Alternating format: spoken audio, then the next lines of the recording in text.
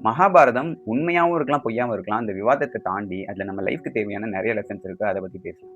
Last எபிசோட்ல சாந்தனு மகாராஜாக்காக அவரோட பையன் பண்ண மிகப்பெரிய தியாகத்த பத்தி பேசினோம். இந்த எபிசோட்ல அவர் பண்ண தியாகத்துக்காக, அதுக்கப்புறம் ஹஸ்தினாபுரத்தின் மகாராஜாவா அந்த ராஜ்யத்த ஆளப் போறது யாரு? அதனால என்னென்ன பிரச்சனை வரப்போகுதுன்றத பத்தி பேசலாம்.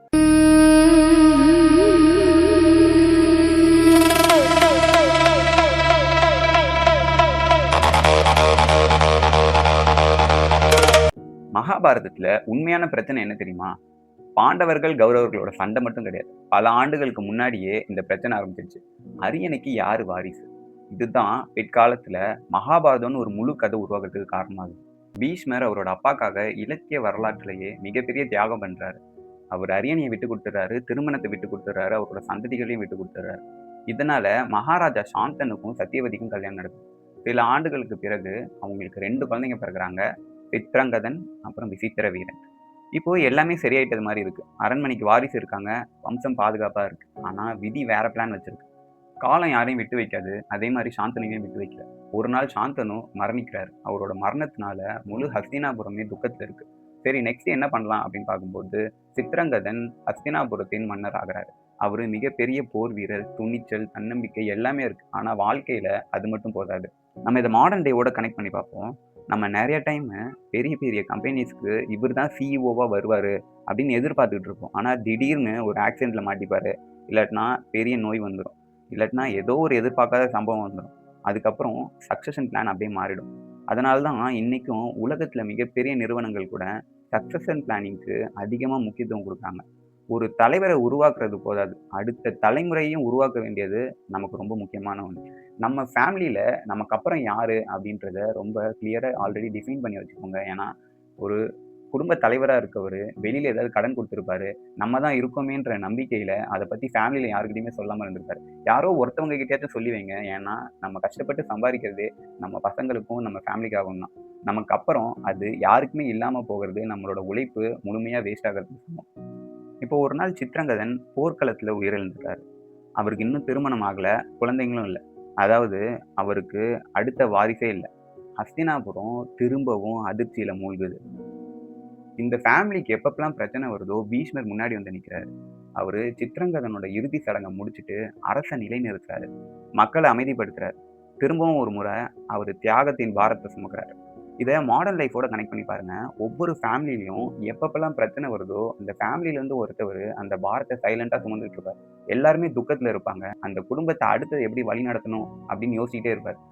முடிஞ்சா சின்ன அளவுல அந்த சைலன்ட் ஹீரோ கிட்ட, "நீ பண்ணது ரொம்ப நல்ல விஷயம். அதனால தான் நம்ம குடும்பம் இப்படி இருக்குன்னு" அப்ரிசியேஷன் குடுங்க.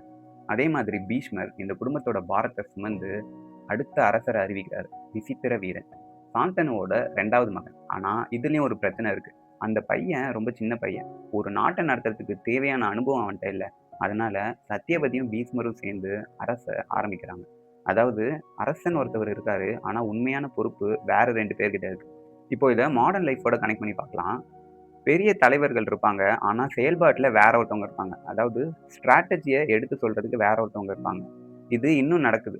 நெறைய கம்பெனிலயும், பாலிடிக்ஸ்லயும் நடக்குது. ஒரு தந்தை இருப்பாரு. அவருக்கு சீனியர் அட்வைசர் வேற யாராவது இருப்பாங்க. இல்லாட்டினா மகன பதவியில உட்கார வச்சுட்டு, தந்தை அந்த பதவிக்கு தேவையான வேலைகள பண்ணிட்டு இருப்பாரு. இது லீடர்ஷிப்ப பத்தி ரொம்ப கிளியரா டிஃபைன் பண்ணுது. லீடர்ஷிப் வந்து பதவிய மட்டும் வச்சு இல்ல. பொறுப்பு. இத தான் இந்த நிகழ்வு ரொம்ப தெளிவா எடுத்துக்காட்டுது. இப்போ சத்தியவதி பயப்பட ஆரம்பிச்சுட்டாங்க. ஏன்னா, அவங்க ஒரு விஷயத்த ரொம்ப கிளியரா புரிஞ்சுக்கிறாங்க. என்னன்னா, அவங்களுக்கு ஹஸ்பண்ட் இல்ல. பையனும் இப்போ இல்ல. 2வது பையன் மட்டும் தான் இருக்கான். அவனும் குட்டி பையனா இருக்கான். இப்ப இந்த குட்டி பையனுக்கும் ஏதாவது ஒரு பிரச்சனை வந்து அவனும் தவறிட்டான்னா, அந்த குடும்பத்துக்கு அடுத்தது வாரிசே இல்ல அப்படின்னு அவங்க புரிஞ்சுக்கிறாங்க. அதனால அவங்க பீஷ்மர கூப்பிட்டு, விசித்திர வீரனுக்கு சீக்கிரமா கல்யாணம் பண்ணி வச்சுருவோம். அவனுக்கு மகன் பிறந்துச்சுன்னா, அவன் இந்த நாட்ட ஆட்சி செய்யறதுக்கு அதிகாரம் கோரலாம். நம்ம விசித்திர வீரன் இன்னும் சின்ன பையனா இருக்கிறதுனால, நீனே அவனுக்கு மணப்பெண்ண தேடு. அந்த காலத்துலலாம் மணப்பெண்ண ராஜாக்கள் போய் வென்று தான் கல்யாணம் பண்ண முடியும். அதே மாதிரி பீஷ்மர் கிட்ட அவனுக்கு மணப்பெண்ண நீனே வென்று கொண்டு வா அப்படின்னு சொல்லி அனுப்புறாங்க. பீஷ்மரோட வாழ்க்கையில திரும்பவும் ஒரு புதிய திருப்பம் வருது. இந்த எபிசோட்ல இருக்க 2 ஹிடன் சைக்காலஜி. ஃபர்ஸ்ட் திங் எல்லா ஃபேமிலிலயுமே ஒரு சைலன்ட் ஹீரோ இருப்பாங்க. அந்த ஹீரோ எந்த எதிர்பார்ப்புமே இல்லாம நம்மளோட குடும்பத்துக்காக ஓடிக்கிட்டே இருப்பாங்க. முடிஞ்சா அவங்களுக்கு சின்னதா ஒரு அப்ரிசியேஷன் குடுங்க. செகண்ட் திங் லீடர்ஷிப் எப்பயுமே பதவி வச்சு வராது. அது நீங்க எடுத்துக்கிற பொறுப்ப வச்சு தான் வரும். ஸோ அந்த பொசிஷன்ல இருந்தா தான் நான் அந்த வேலைய பண்ணுவேன்னு நெனைக்காம, உங்களுக்கு இருக்க பொறுப்ப நோக்கி நீங்க அந்த வேலைய செஞ்சு முடிங்க. இப்போ சத்யவதி ஏன் அவங்களோட சின்ன பையனுக்கு சீக்கிரமா கல்யாணம் பண்ணி வைக்கணும்னு நெனைக்கிறாங்க? ஏன்னா, அவங்களுக்கு பயம். அவங்களோட பயம் அவங்க வம்சம் அழியக்கூடாது. இந்த அரச யாராவது வழிநடத்தி போயிட்டுருக்கணும் அப்படின்றது தான். நெறைய டைமு நம்ம பெரிய பெரிய முடிவு எடுக்கிறதுக்கு பின்னாடி பேராசை காரணமா இருக்காது. பயம் தான் இருக்கும். நெறையா பேரண்ட்ஸ் அவங்க குழந்தைங்கள கட்டுப்படுத்துறதுக்கு ரீசனும் பயம் தான். அரசியல் தலைவர்களும் கடுமையான முடிவு எடுப்பாங்க. அதுக்கான ரீசனும் பயம் தான். பயம் ஒரு strongest decision maker in human history. Satyavati அதுலேருந்து மாறுனவங்க கிடையாது. அதனால தான் சத்யவதி கேட்ட அந்த கோரிக்கை பின்னால 3 இளவரசிகளோட வாழ்க்கை, ஒரு குரு வம்சத்தோட எதிர்காலம், பாண்டவர்களோட பிறப்பு, கௌரவர்களோட பிறப்பு, இந்த குருஷேஸ்திரத்தோட இறுதி போர உருவாக்குது. Moral of the story. ஒரு குடும்பமோ, ஒரு கம்பெனியோ, இல்ல ஒரு நாடோ கரெக்ட்டான வாரிசு யாருன்னு டிசைட் பண்ணுங்க. அவங்க கிட்ட கரெக்ட்டான பொறுப்ப ஒப்படைங்க. நம்ம ஃபியூச்சரும் ரொம்ப நல்லா செக்யூர்டா இருக்கும். நெக்ஸ்ட் எபிசோட்ல நம்ம சில டைம் கடமைன்னு நெனச்சு பண்ணுவோம். அது நெறைய பேரோட வாழ்க்கைய அழிக்கிறதுக்கான காரணமா இருந்திருக்கும். இத பத்தி மகாபாரதத்துல ரொம்ப டீட்டெயில்டா சொல்லியிருக்காங்க. அத பத்தி பேசுவோம்.